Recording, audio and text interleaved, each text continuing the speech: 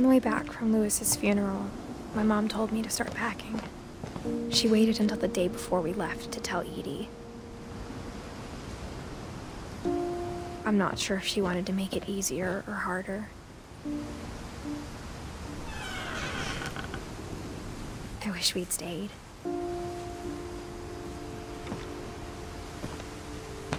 But I understand why we left.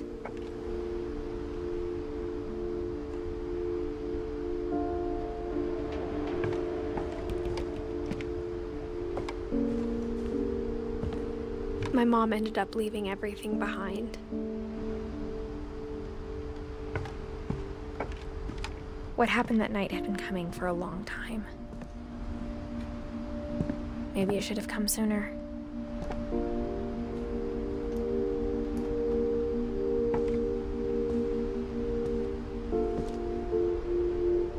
But it had to end one way or another. All that's left now is to tell you about that last night.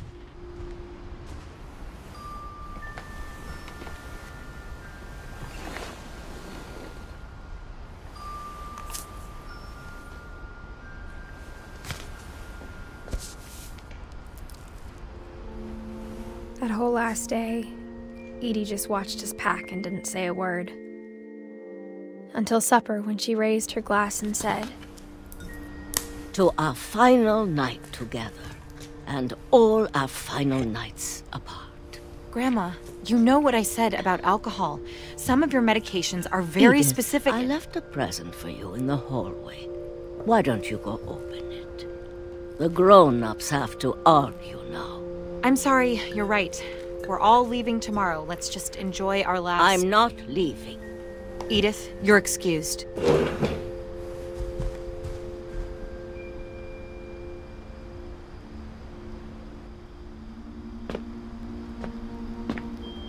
The power had been shut off that morning, but Edie always had plenty of candles. When my mom sealed the library, I don't think she knew about the other entrance. Or that Edie had a key to it.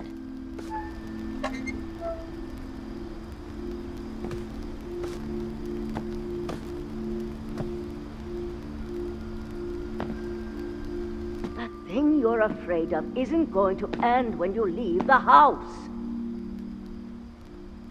Edith has a right to know these stories.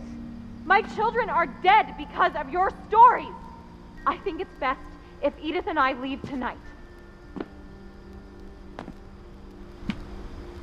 We'll have the nursing home send a van for you in the morning, okay?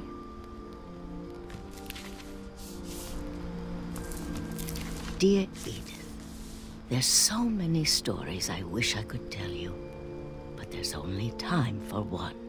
This is about what happened on the night you were born.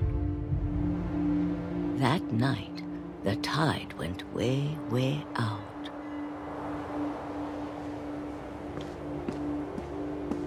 It was the first and last time I ever saw the old house aground. There'd been an earthquake out in the middle of the ocean. They called it the lowest tide in 1,000 years. God, it smelled awful. You know, I've seen that house every day of my life.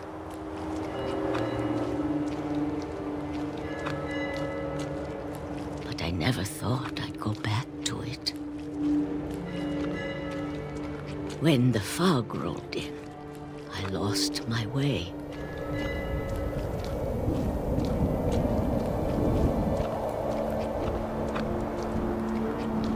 I got turned around.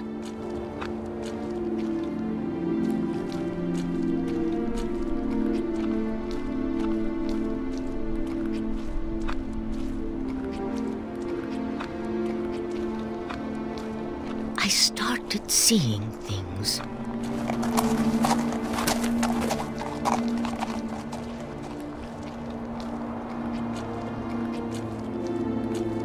Things I'd forgotten had ever existed.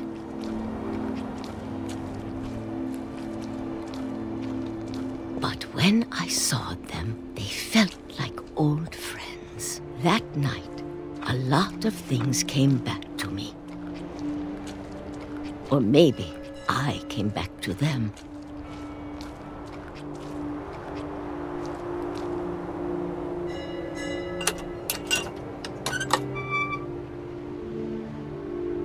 Things I can't explain, but that I need you to try and... Edith, what are you doing in here? It's mine. Edith! Mom, you're gonna rip it! Let go!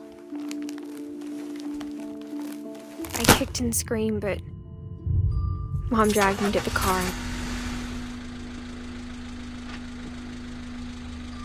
I never saw Great-Grandma Edie again.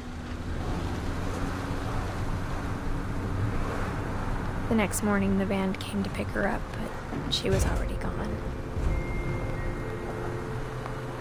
After that, we moved around a lot.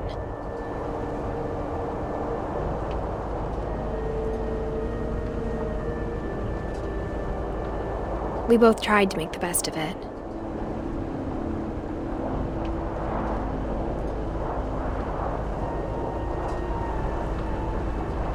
A few years went by.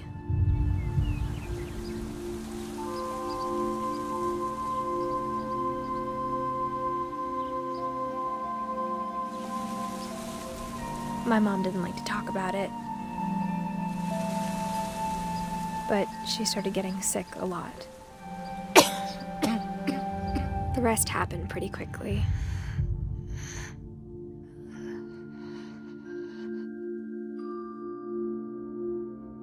She got better for a while, and then she didn't. And then I was alone.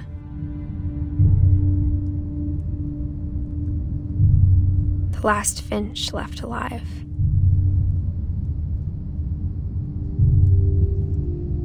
Until I found out about you.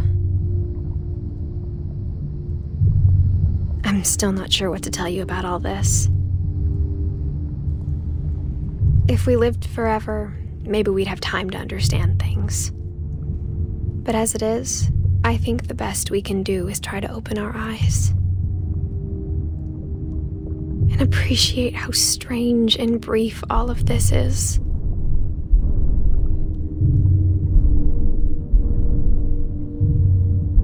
This journal was supposed to be for you.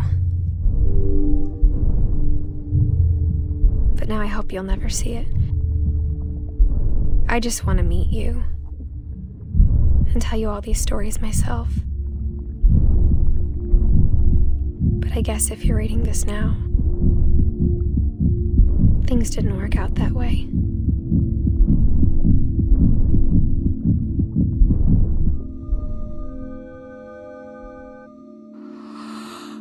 This is where your story begins. I'm sorry I won't be there to see it. It's a lot to ask, but I don't want you to be sad that I'm gone.